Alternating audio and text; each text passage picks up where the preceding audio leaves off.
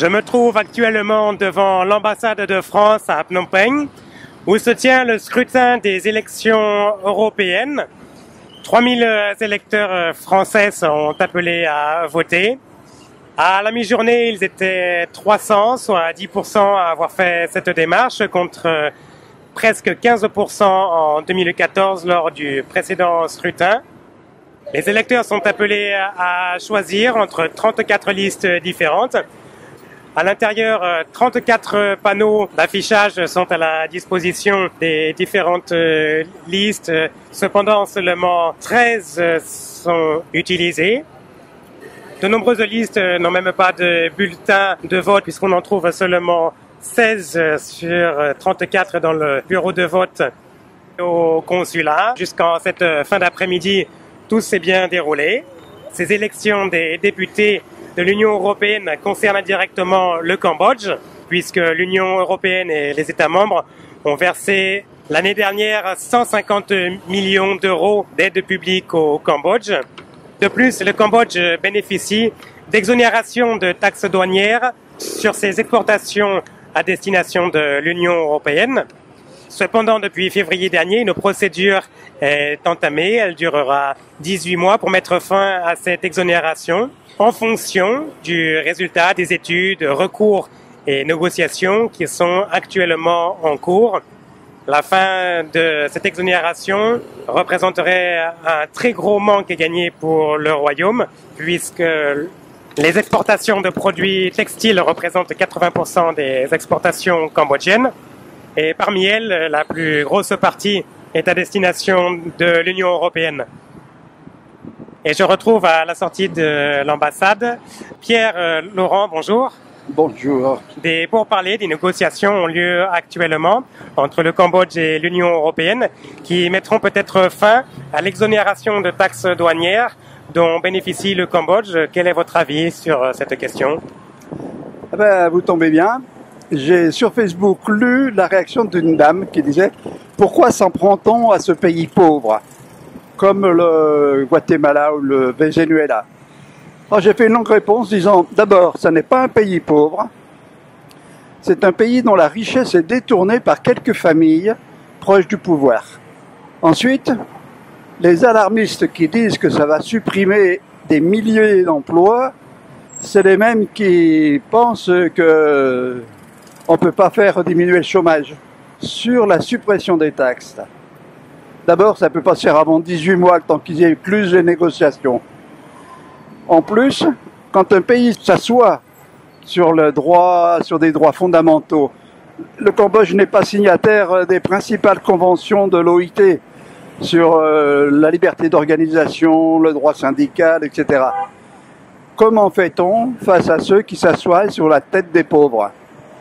Eh bien, c'est peut-être en tapant là où ça fait mal, le porte-monnaie. Et ma foi, la suppression des taxes, ça peut réveiller aussi un peu de droit au Cambodge. Merci Pierre pour votre opinion. Au revoir et merci à vous. Franck Touille, bonjour. Oui, bonjour Yann. Voilà, vous sortez du consulat, vous venez de voter. Vous êtes investisseur au Cambodge, vous êtes franco-cambodgien ou khmero-européen. Vous êtes dirigeant de Khmerdev. Au niveau économique, qu'est-ce que vous attendez de l'Union européenne? Au niveau économique, j'attends plus de facilité pour les entreprises, notamment les PME et PME. Donc je pense que les sociétés maintenant, surtout en Europe, sont trop chargées de procédures fiscales, taxes et bureaucratiques qui empêchent un développement sain d'une économie justement de services, par exemple. Merci Franck pour votre opinion. Merci Yann. Bonjour Barumai.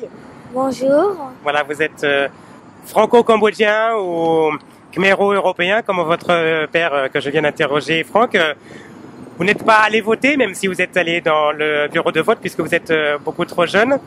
Quelle est votre opinion ou quelles sont vos attentes vis-à-vis de l'Union européenne? Qu'est-ce qu'elle représente pour vous? En Allemagne, c'est un roi de France. C'est une dynastie de Carolingiens. Et aussi, c'était un empereur. D'abord, il était roi de France, après, il était roi des Lombards. Mais après, il est mort en 814. Si je comprends bien, vous considérez Charlemagne comme le père fondateur de l'Europe. Oui, oui, oui. Merci, Baromai. 9 ans. Bonjour, David de Journeau. Bonjour. Vous sortez du consulat où vous venez de voter et je voulais vous demander votre opinion sur l'aide internationale qui est versée par l'Union européenne au Cambodge, puisque l'Union européenne a donné l'an dernier 150 millions d'euros au Cambodge. Vers quel domaine pensez-vous qu'elle devrait être dirigée? Est-ce que vous pensez qu'elle devrait être conditionnée? Conditionnée, oui, je pense que c'est une bonne chose. Je crois qu'il y a en ce moment au Cambodge un mouvement vers la création d'une sécurité sociale. Moi, je trouve que c'est quelque chose qui manque vraiment quand je compare évidemment avec le système français. Une sécurité sociale pour tous ici au Cambodge, ça commence à se créer. Hein, il y en a pour quelques branches. Les aides européennes, la difficulté, c'est que si elles sont retirées, comme ça a l'air d'être envisagé, le problème, c'est que retirer les aides, ça n'impacte pas les personnes que l'on vise. C'est-à-dire que si on dit qu'il n'y a pas assez de démocratie au Cambodge et qu'on retire les aides, c'est pas les hommes politiques qui vont être impactés, c'est les pauvres, c'est les ouvriers, c'est les petits. Donc c'est là où la question est quand même très délicate de savoir ce qu'on fait des aides, quoi, si elles sont conditionnées ou pas. Merci David pour votre opinion. Merci, bon courage. Yann, arrondissement de Phnom Penh, thmaithmai.com.